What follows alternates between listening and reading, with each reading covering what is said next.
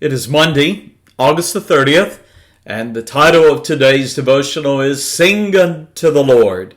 Our scripture reading is Psalm 89 and Psalm 96. Allow me to begin with an introduction of today's devotional. Music has always been a central part of worshiping the Lord.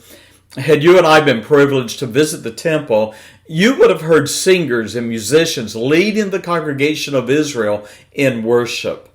Their lives were dedicated to singing, playing, and composing songs of praise.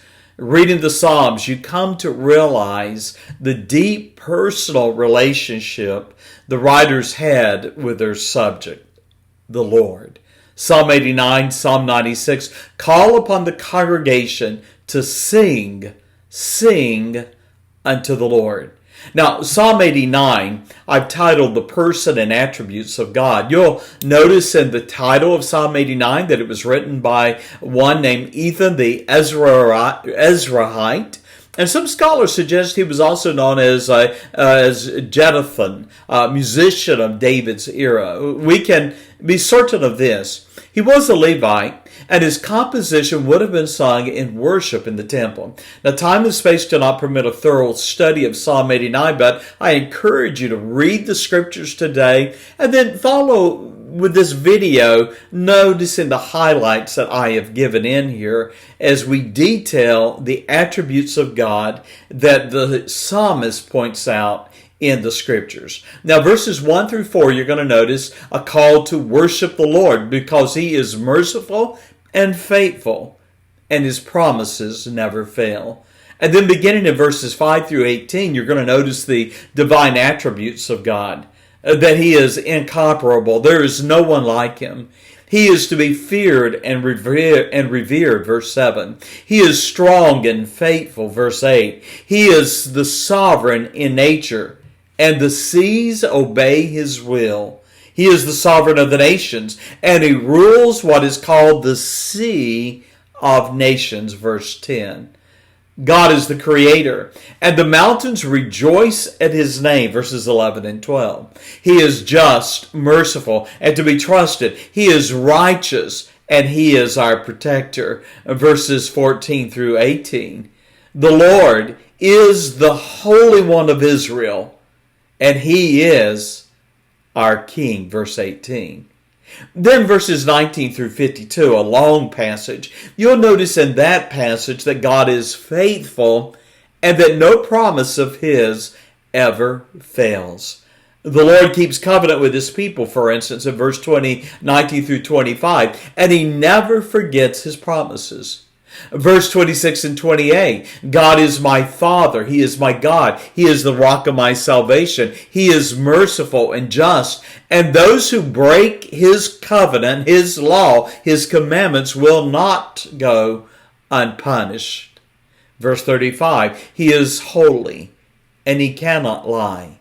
Verses 38 through 45, he is a righteous judge and sin will not go unpunished. Verses 46 and 51, he is just, and in him is life, purpose, mercy, and forgiveness. Verse 52, our God is worthy of praise, for he is the Lord forevermore. He is the eternal, perpetual, everlasting God.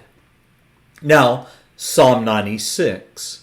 Psalm 96 is introduced as, "O sing unto the Lord a new song." You'll notice in Psalm 96 that it is an evangelistic psalm of praise, a universal invitation, not just to Israel, but to all the earth to worship and sing praises to the Lord. 3 times in verse 1 and 2 of Psalm 96, the psalmist invites worshipers to sing. Oh, sing unto the Lord a new song. Sing unto the Lord all the earth. Sing unto the Lord. Bless his name. Show forth his salvation from day to day. That is the idea of continual praise to the Lord. And so we ask the question, what was this new song? I believe it was the song of salvation, the song of redemption, an invitation to worship the Lord, to show forth his salvation. In verse 3, the psalmist invites God's people to declare his glory among the heathen. That is, among the nations of the world, the non-Hebrew people. Verse 7 and 8, not only are we to sing unto the Lord, but we're also exhorted to give unto the Lord. In fact, 3 times we're told to give. Give unto the Lord, O ye kindreds of the people. Give unto the Lord glory and strength. Give unto the Lord the glory due unto his name. Bring an offering and come into his courts. Why this repetition? 3 times sing, 3 times give. And the answer is, it is to cause the words that we're saying to not just come forth from our mouth, but actually to penetrate our very hearts. Now, you'll notice in verse 9 of Psalm 96, the evangelistic thrust with an invitation to worship the Lord. Verse 9, we notice that sincere worship acknowledges the holiness of God, and those who worship him fear and revere him. There's a lot that is called worship today that does not show any idea of who God is or the holiness of God's person. Verse 10, we're to worship the Lord, and we're to declare to the heathen, the unsaved, the lost sinners of the world, that the Lord reigneth, and he shall judge the people righteously. Psalm 96 then concludes with a doxology. And it reminds us that the sin of Adam was thrust upon the world. The curse of sin has affected nature itself. Paul writes in Romans 8 and verse 22, the whole creation groaneth, that is, it sorrows, it travaileth, it agonizes in pain, or in the pains of death.